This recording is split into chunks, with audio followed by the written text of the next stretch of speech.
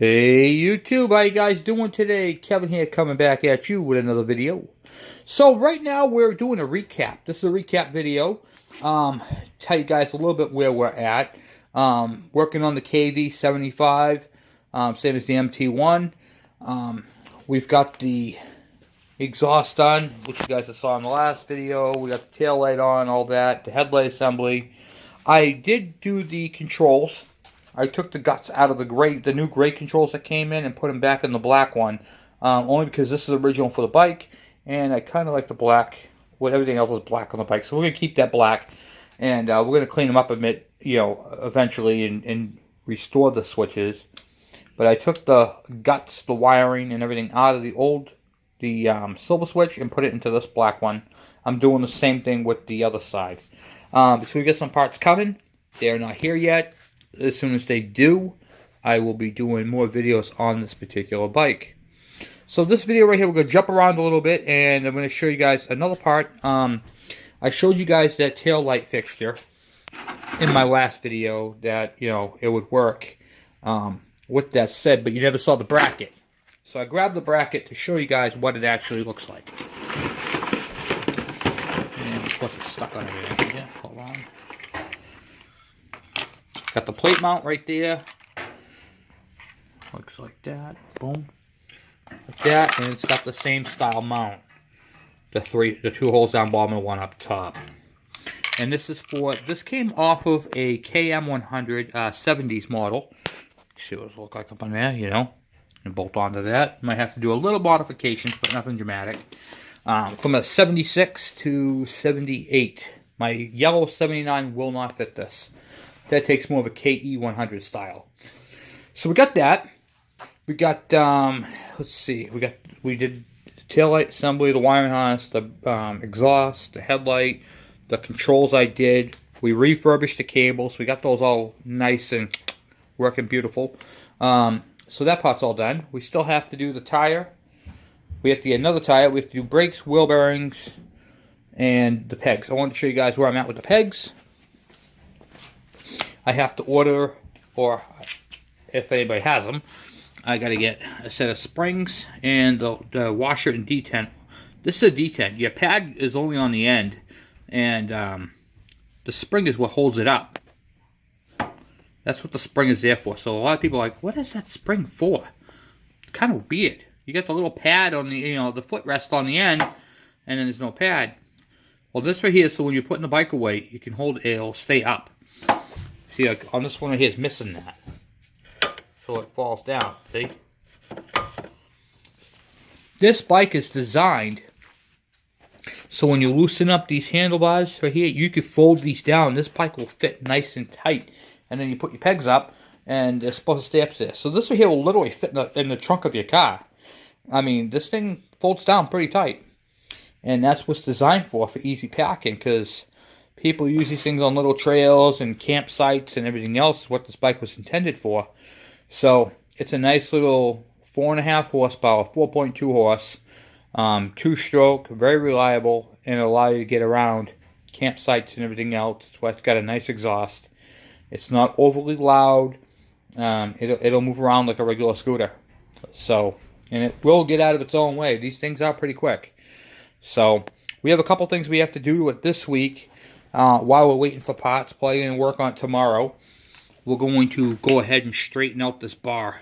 You can see how it's, actually, if you look down this way, right there, you can see the bend in it. It's supposed to be this way. So it's bent over like an inch or so. We're going to heat it up here, bend it back, and then fix that so it all sits on there straight. So that's the next project on this bike, is to get that bar fixed straight, get some pads ordered for it, get the detents, and work on that. Get that done.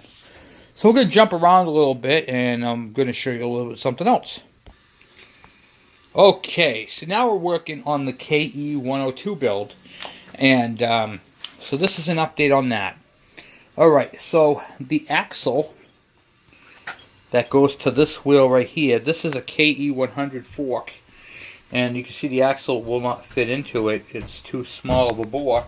So these are going to have to be drilled out. We're going to have to fabricate some spaces and we're going to have to get that all underway. So I'm going to either get a fork set from the unit and get that set up onto a stand, so we can then go ahead and get this wheel dialed in, so it's going to sit centered in between the two forks and be 100% ready to go. So what I did was, I took my grinding wheel, my cutter wheel, and I cut off the caliper off the other forks with the mount. So I cut that all off. Right here, you can see right here, I cut it off. This is the mount right here that was on the old shock. So we got to clean this whole thing up, get this all cleaned up nice and pretty, and then this is going to be welded onto that other shock that I showed you, and I kept the top mount for the top part of the cable. So we have a couple parts that we're going to be welding onto the shock after we get the whole thing into place. So in order to do all this, we're going to go ahead and get a front end from a ke100, which I have in storage. I'll get that next weekend. I'll bring that home, get that in there, and so we can get this thing built. So we get the front end done, which is awesome. Once the front end is done and complete, it's going to work out great. I found out that the speedometer cable is different. We have to use either a Yamaha cable or a Honda cable, because the end of it is different. So we're going to be working on that as well. A lot of projects, a lot of stuff going on. Kind of going in between two bikes at the moment, because I want to get crack-a-lacking on the ke102 build. We still haven't even fired off that engine yet. So we got to get that fired off, dialed in, and everything else is going on. I've been selling parts like crazy, so it's been really crazy. And I haven't forgot about you guys with the CDI ignition. We're going to be working on that as well. So we have the kv75, which is right now is a priority. The ke102, which is a priority, and building the CDI unit, which is also a priority. I want to get these things done. Well, the ke102 is not going to be fully done this year, but it'll be a good percentage done. So, but the kv75, I want that done this year, because we have the what do you call it there? The 250 Suzuki that we're going to be raffling. We're going to get that one done, and then after that bike is built, we got the Chariot bike, which is going to be an amazing build, guys. I can't wait to get in that. This is going to be my first ever build ever, and it's going to be a giveaway. So that's what I'm working on. It's going to be called, I'm naming it the ke100. Okay, that's what that bike build is going to be called. The C is for Chariot. This bike is going to be designed for a wheelchair.